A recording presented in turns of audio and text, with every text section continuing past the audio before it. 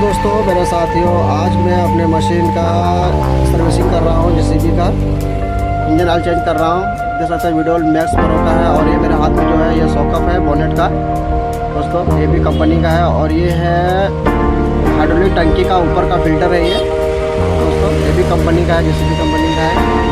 और ये जो दिख रहे हैं ये जो है प्राइमरी फिल्टर है ये डीजल का, और ये इंजन फिल्टर है ये मोबिल का दोस्तों। इसको अभी लगाने वाला है हम लोग, और बाकी और भी सामान लाए थे हम, सिप्स लाए थे और ये क्वार्टर पिन लाए थे करेक्शन